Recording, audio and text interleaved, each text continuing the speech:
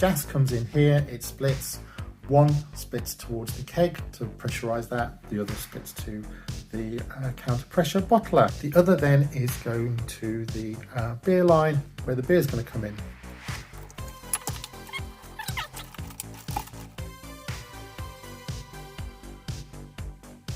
Held nicely in there. Check that's off. Our process is gas in, gas off, air out, gas in, gas off, air out, beer in. I can let more air out quickly through here. This would fill more quickly. Now the beer's off, I'm actually releasing some pressure here. It should mean when I remove the bung, nice